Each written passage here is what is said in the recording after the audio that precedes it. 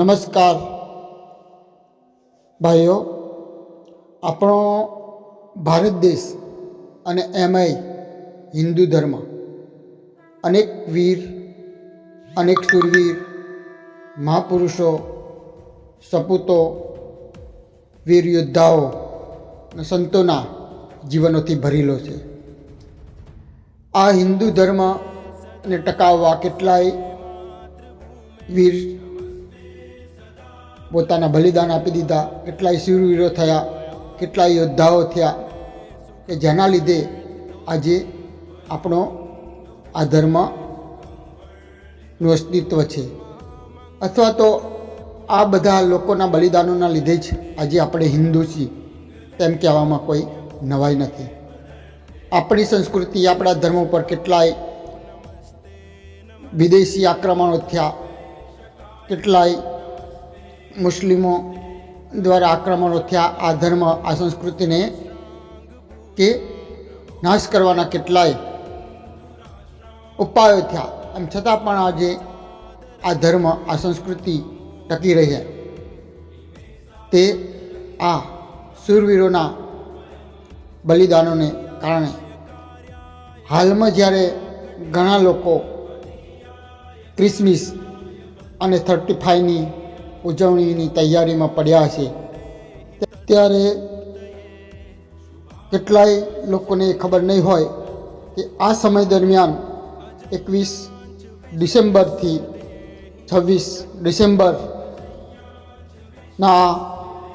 4-5 દિવસના ગાળામાં ગુરુ ગોવિંદસિંહની માતા અને તેમના 4 પુત્રો કે વીર શહીદ થયા હતા, કે ધર્મ માટે હસતા હસતા તેમને પોતાનું બલિદાન આપ્યું હતું.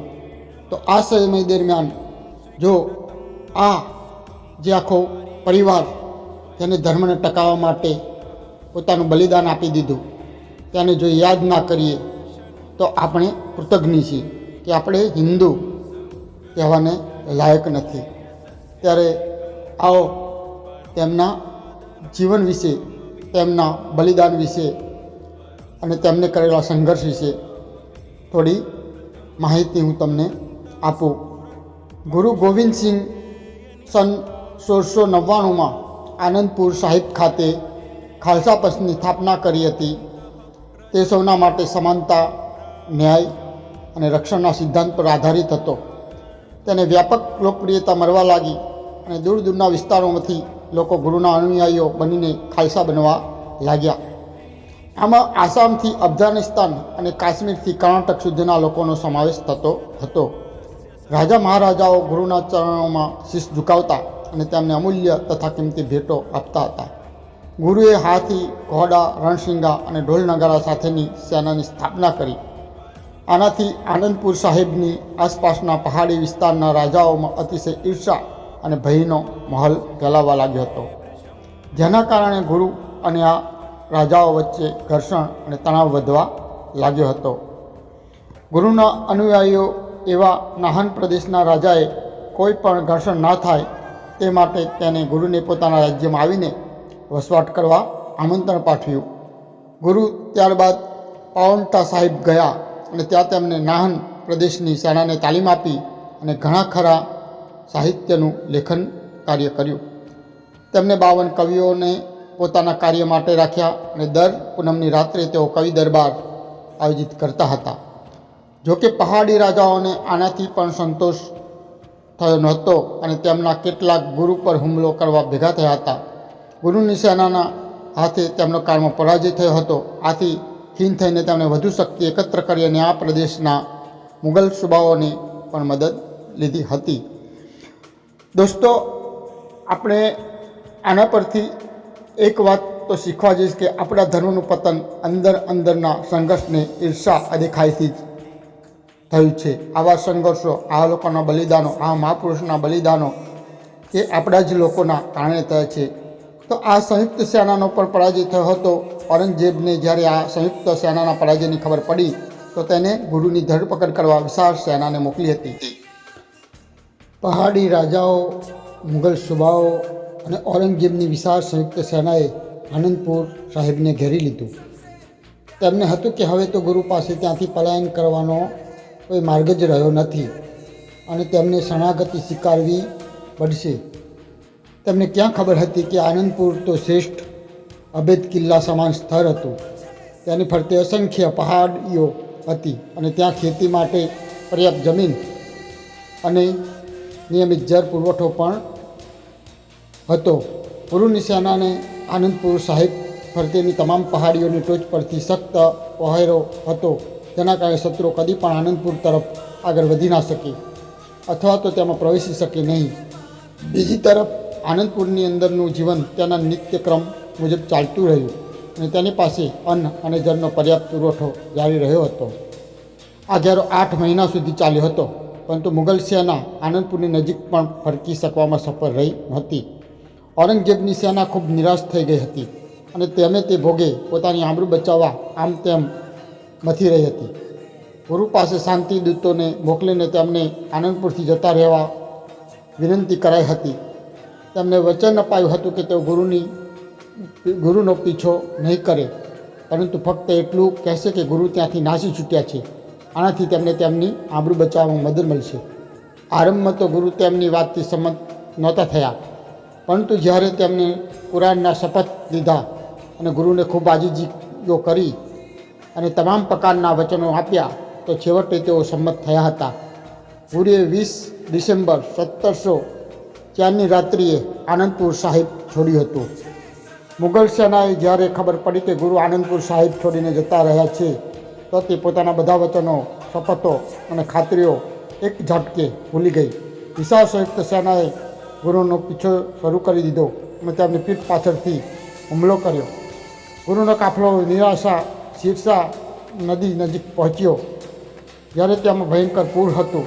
હાડ થીજાવતી ડિસેમ્બરની ઠંડીમાં નદીના પાણીને પાર કરતી વેરાએ ગુરુનો કાફલો નાના નાના જૂથોમાં વિભાજિત થઈ ગયો હતો. ગુરુ સાથેનું એક જૂથ કે જેમાં ગુરુજીના સૌથી મોટા પુત્ર સાથેના 40 શીખ હતા તે ચમકૌર તરફ ગયું અને ત્યાં એક નાનકડા કિલ્લામાં તેમને પ્રવેશ કર્યો. બીજી તરફ ગુરુની માતા ગુજારી સાથેનું જૂથ કે જેની સાથે 2 નાના પુત્રો હતા તેઓ તેમના પારિવારિક રસોઈયા ગંગુ સાથે ગયું. પોતાના 40 શીખ સાથે ગુરુએ ચમકૌર ખાતેના નાનકડા કિલ્લામાં આશરો લીધો હતો. બીજી તરફ લાખોની સંખ્યામાં પાછળ પડેલી સંયુક્ત સેનાએ કિલ્લાને ઘેરી લીધો અને તેની પર હુમલો કર્યો. ગુરુએ આ સ્થિતિમાં શરણાગતિ સ્વીકારવાના બદલે વીરતાપૂર્વક સુંદર વ્યૂહરચના સાથે લડવાનો નિર્ણય લીધો હતો. શત્રુઓને કિલ્લાના મુખ્ય દ્વાર સુધી પહોંચતા અટકાવવા તેમને 5-5ની નાની ટુકડીઓને રવાના કરી હતી અને શત્રુઓ નજીક ફરકે સુદ્ધા નહીં તે માટે કિલ્લાની ટોચેથી બાણોની વર્ષા કરી, જેનાથી હુમલાખોરોને ખૂબ નુકસાન થયું હતું. બીજી તરફ શીખોનું સંખ્યાબળ પણ ધીરે ધીરે ઘટવા લાગ્યું હતું. આ તબક્કે ગુરુ ગોવિંદસિંહના સૌથી મોટા પુત્ર અજીતસિંહ ઉંમર 18 વર્ષ આગળ આવ્યા અને તેમના પિતા પાસે રણભૂમિમાં જઈને વીરગતિ પ્રાપ્ત કરવા માટેની આજ્ઞા માગી. ગુરુએ તેમના માત્ર આજ્ઞા જ ન હતી, પરંતુ યુદ્ધ માટે જાતે તેમને તૈયાર કરીને બખ્તર પહેરાવ્યું અને લડવા માટે પ્રોત્સાહન પણ આપ્યું. અજીતસિંહ રણભૂમિમાં ગયા અને ગુરુ ગોવિંદસિંહ પોતાના બીજા પુત્ર સાથે તેમના યુદ્ધ કૌશલ્યો નજારો જોવા કિલ્લાની ટોચે ઊભા રહ્યા હતા. મિત્રો, તમે વિચાર તો કરો કે કેવી પરિસ્થિતિમાં પણ આ ગુરુ ગોવિંદસિંહ અને તેમના પુત્રનું સાહસ અને પિતા પોતે યુદ્ધ માટે પોતાના પુત્રને લડવા તૈયાર કરે છે અને તેની વીરતાને જોવા માટે કિલ્લા ઉપર ઊભા રહે છે. શું આપણે ધર્મ માટે કંઈ પણ બલિદાન કરવા માટે તૈયાર છીએ? આવા લોકોથી જ ધર્મ ટકે છે. અજીતસિંહ તો એ ગતિએ બાણોની વર્ષા કરી રહ્યા હતા કે શત્રુઓના કદમ આપોઆપ પીછેહટ કરી રહ્યા હતા. તેમણે શત્રુઓને બહાર ખદેડવા માંડ્યા અને જોતજોતામાં તેમની તુનીરમાંથી બાણ ખતમ થઈ ગયા. જો કે પરવારમાં તેમને પોતાના ભાલો ઉચકી લીધો અને એટલી તીવ્રતાથી તેને ઘુમાવા લાગ્યા જે પણ તેમની નિકટ આવતું તેના ત્યાં જ રામ રમી જતા હતા. પરંતુ તેમનો ભાલો એક દુશ્મન સૈનિકના બખ્તરમાં ભરાઈને ભટકાઈ ગયો. આથી પણ ના અટકતા તેમણે પોતાની તલવાર કાઢી અને શત્રુઓને ચીરવાનું શરૂ કર્યું. આમાં એક દુશ્મન સૈનિકે તેમની તરફ ભાલો ફેંક્યો જે તેમના ઘોડાને વાગ્યો અને તેનું ત્યાં જ મૃત્યુ થયું. હવે અજીતસિંહ જમીન પર પટકાયા અને દુશ્મનોને તેમને ચારે તરફથી ઘેરી લીધા હતા. ચારે બાજુથી દુશ્મનોએ તેમની પર હુમલો કર્યો અને અંતે તેઓ વીરગતિને પ્રાપ્ત થયા. આ વીર પુરુષને સત સત નમન છે. આ દ્રશ્ય જોઈને ગુરુ ગોવિંદસિંહે મોટો જયકારો બોલાવ્યો. બોલે સો નિહાલ, અને આ સાથે તેમની સેવાને કબૂલ કરવા તેમણે ઈશ્વરને આભાર માન્યો. આ તબક્કે તેમના બીજા પુત્ર જુઝારસિંહ ઉંમર 14 વર્ષ રણભૂમિમાં જવા માટેની તત્પરતા દર્શાવી હતી. ગુરુએ તેમને પણ વિજયસિંહના આશીષ આપીને પોતાના હાથે તેમને તૈયાર કર્યા. તેમને રણભૂમિમાં સહાયતા પૂરી પાડવા ગુરુએ જાતે કિલ્લાની ટોચ પરથી શત્રુ સેના પર બાણવર્ષા કરી હતી, જેથી તેઓ દુશ્મન સેનાને ચીરતા આગળ વધી શકે. યુવા ઝુંઝારસિંહ પણ સુરવીરની જેમ અંતિમ શ્વાસ સુધી લડ્યા અને શહીદ થયા હતા. પારિવારિક રસોઈયો ગંગુ એક કાશ્મીરી પંડિત, માતા ગુજારી અને ગુરુ ગોવિંદસિંહના બે નાના જોરાવરસિંહ ઉંમર 9 વર્ષ અને ફતેહસિંહ ઉંમર 7 વર્ષ પુત્રોને મોરિંદા નજીક તેમને ગામ લઈ ગયા હતા, જેથી તેમને ત્યાં શરણ આપી શકાય. એ રાત્રે તેની માતા ગુજારીને તેમના કાપડની કોથળીમાં થોડીક સોના મહોરો મૂકતા જોયા હતા. તેને માતાના તકિયા નીચેથી આ મહોરો ચોરી લેવાનો વિચાર આવ્યો હતો. ત્યારબાદ તેના શેતાની દિમાગમાં એક વિચાર આવ્યો કે તેને તો માતાજી અને સાહેબજાદાઓને સત્તાવાળાઓના હવાલે કરી દેવા જોઈએ. આમ કરવાથી તેને સલ્તનત પાસેથી સોના મહોરોનું મોટું ઇનામ મળશે અને સાથે સાથે આમને આશરો આપવાની સજામાંથી પણ તે બચી જશે. તેને સૈનિકોને બાતમી આપી કે તેમની પાસે ગુરુ ગોવિંદસિંહના પુત્રો તેના કબજામાં છે. સૈનિકોએ તેમને ધરપકડ કરી લીધી અને તેમને સરહિંદના સુબેદાર વજીર ખાન પાસે બંદી બનાવીને લઈ ગયા. તેમને ઠંડા મિનારમાં કેદ કર્યા.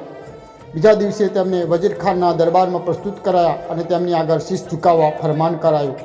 પરંતુ તેમણે શીશ ઝુકાવવા કે સલામ કરવાની ધરાર ઇનકાર કરી દીધો અને મોટેથી શીખ સમુદાયનું સૂત્ર પોકારવા લાગ્યા કે વાહે ગુરુજી કા ખાલસા, વાહે ગુરુજી કી ફતેહ.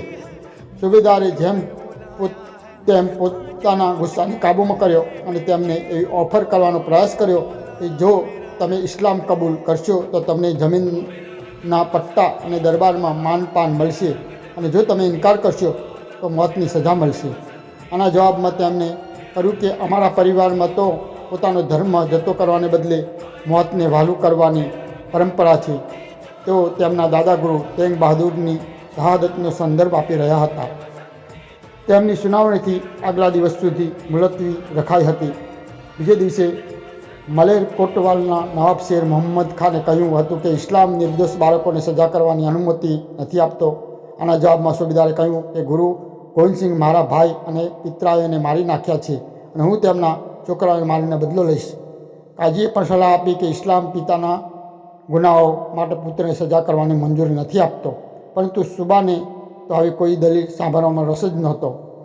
દરબારના અન્ય સલાહકાર સુચાનંદે આગને ભડકાવવાનું કામ કરતાં કહ્યું કે આ તો સાપના બચ્ચા કહેવાય. આને નાના હોય કે મોટા તેઓ તો ડંખવાનું જ કામ કરશે. તેમણે સાહેબજાદાને પૂછ્યું કે તમને છોડી મૂકવામાં આવે તો તમે શું કરશો?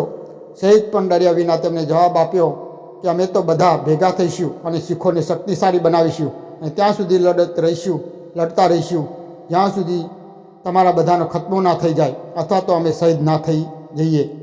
સાહેબજાદાને આવો સાહસ ભર્યો અને બહાદુરીપૂર્ણ જવાબ સાંભળીને જમામાં ઉપસ્થિત સૌ કોઈ દંગ રહી ગયા.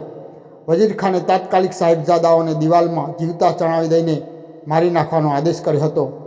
આ આદેશનો 26 ડિસેમ્બર 1704ના રોજ અમલ કરાયો હતો. જ્યારે માતા ગુજારીને સાહેબજાદાઓની શહાદતની જાણ થઈ ત્યારે તેમનું પણ આઘાતમાં નિધન થઈ ગયું હતું. આમ ગુરુ ગોવિંદસિંહની માતા અને તેમના ચારે પુત્રો 21 ડિસેમ્બર 1704 અને 26 ડિસેમ્બર 1704ની વચ્ચે શહીદ થયા હતા. શીખો દ્વારા આ સપ્તાહને શહીદી સપ્તાહ તરીકે મનાવવામાં આવે છે. યુવા સાહેબજાદાઓની બહાદુરીના માનમાં ભારત સરકાર દ્વારા પણ કે 26 ડિસેમ્બરના દિવસે વીર બાલ દિવસ તરીકે ઘોષિત કરાયો છે. जिस कुल जाति कौम के बच्चे दे सकते हो यूँ बलिदान, उसका वर्तमान कुछ भी हो पर भविष्य है बड़ा महान.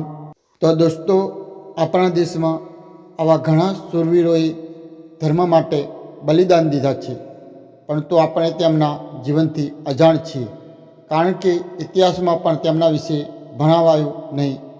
બીજું, પશ્ચિમી સંસ્કૃતિના નાદે આપણે આજે જન્મદિન 35 ક્રિસમસ ડે એનિવર્સરી ઉજવીએ છીએ, પણ આવા વીરોના બલિદાનની તારીખો આપણને યાદ નથી. એ ખરેખર દુઃખની વાત છે. ત્યારે આવો ધર્મ માટે કટિબદ્ધ થવાનો સંકલ્પ કરીએ ને આ પરિવારને નતમસ્તક થઈ ભાવપૂર્ણ શ્રદ્ધાંજલિ આપીએ ને તેમના ઋણને અદા કરીએ એવી પ્રાર્થના સાથે વાહેગુરુજી જય શ્રી કૃષ્ણ.